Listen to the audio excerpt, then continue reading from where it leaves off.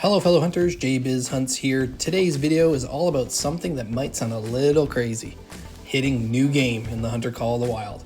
I've done it 5 times already and I'm about to do it again. But is it really worth starting fresh? In this video, I'll break down exactly what happens when you reset your game, what you lose, what you keep, and things you should really consider before you make that big step, and how to make the most of it if you really do press new game. I'll also walk you through a fast track back to level 60 and share the DLCs that can make your comeback smoother and much more fun. Let's dive in. So, this is going to be my 6th time starting over from scratch. For me, restarting has become part of the fun.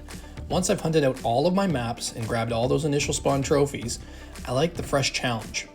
Here's exactly what gets reset when you start a new game. You will lose all of your levels, starting back at level 1. All your perks and skills, gone. And trust me, you'll immediately feel how much they've actually helped you back at square one.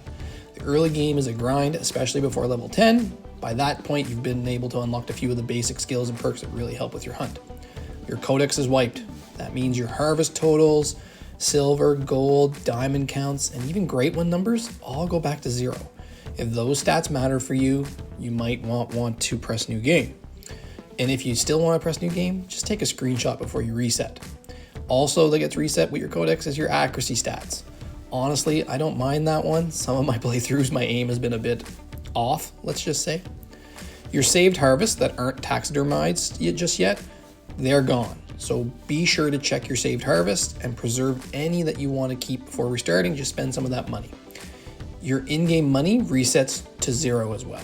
All your purchased gear is removed with no refunds. Though, you'll still have access to your DLC weapons and gear that you've bought through that, but any of the base game weapons and things that you would have had to progress and purchase, and tents and items, all gone. All of your map progress is lost. That includes your unlocked outposts, lookout towers, and discovered points of interest.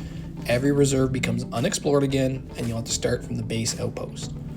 You'll also lose any of your current Great One grind setups that you have. The entire animal population gets reset, as well as the map and your setups. That means your tents, tripods, and zones are gone. You have to go rediscover everything again. But here's the good news. You keep your trophy lodges and your taxidermied animals. That's one thing I couldn't give up. Those lodges are a showcase of all the memories and milestones that I've earned along all my playthroughs. If we lost those, I'd never press new game. So that comes back to the question, is it worth it to press new game? Losing all of that sounds like a lot, and really it honestly is. If your main focus is Great One grinding and you haven't explored all of your maps or reached level 60 just yet, I'd say a new game reset is not for you. You still got a ton of content ahead of you. But there are a few good reasons why you should start over. For veterans like me, I've been playing since console release in 2017, and I know these maps inside and out. Once I've hunted out the trophies and burned through the zones, it's hard to find excitement unless I reset and get a new animal population.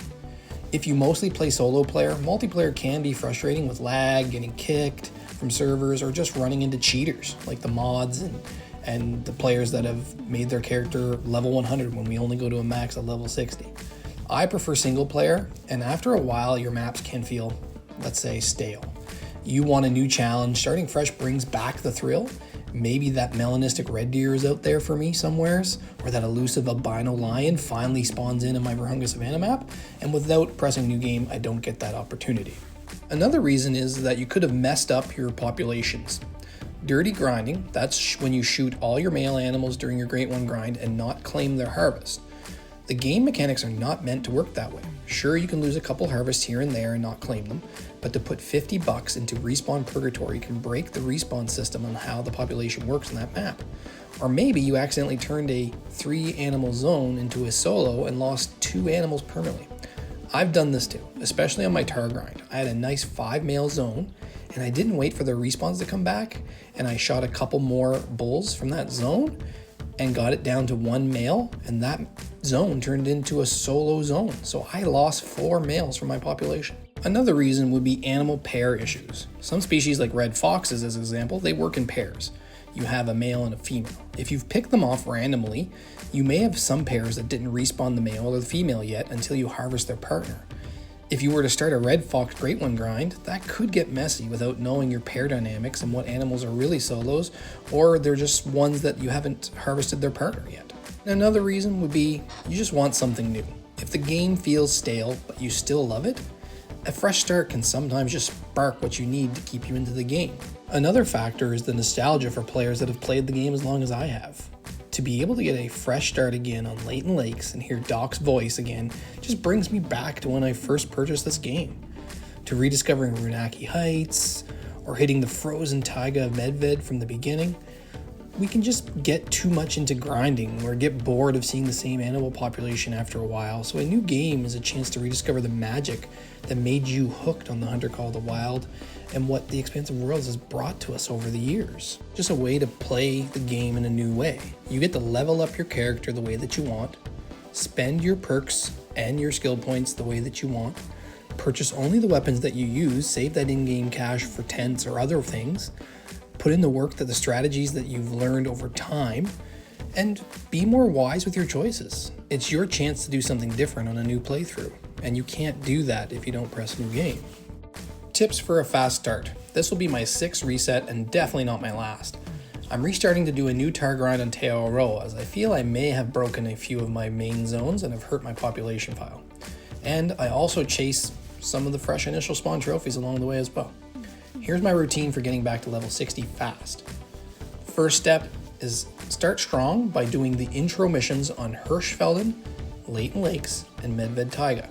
These early missions give you XP, you open an outpost, you open an outlook tower, you harvest a quick kill, which can give you a quick cash boost. I was able to get to level 4 and 15,000 in cash within 30 minutes of starting a new game. And next, DLCs. They make a huge difference when you're starting fresh.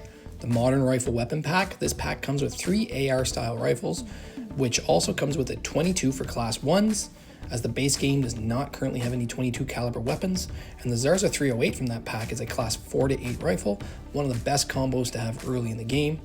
I would also suggest the high caliber weapon pack, which has the Arzenia 300, which is also an AR style rifle, which is amazing for class 7 to 9 and skips the base game grind of working your way up to unlock a class 7 to 9 rifle for moose and elk as an example early game. As a bonus, it also comes with a 10 gauge shotgun that has birdshot already unlocked, unlike base game shotguns. Most of the base game shotguns, you actually have to get the shotgun score up to unlock birdshot. Scope and crosshairs pack. The Odin scope is miles better than the base one that you get at the starting of the game, and you don't have to wait until level 8 to use it, unlike the Hyperion. Save the cash you would have spent on the Hyperion towards purchasing in-game tents. Bloodhound DLC. Don't sleep on this one. With your tracking skills reset at the base game, Dog Meat for me has become a game changer when you make a bad shot. He's saved my hide more than once, and you really need to collect all your harvests to gain experience and get that early cash. And if you want even more tips, I've got a full video on leveling up fast. I'll drop the link in the description below. So ultimately, for me, the allure of fresh initial spawn animals and the what if factor of a new population on all my maps is essentially why I press new game so much. It's one of my goals to find an initial spawn super rare on one of my playthroughs. Not on multiplayer, not through grinding, but just to find one randomly coming up to a nice watering hole, and there it is.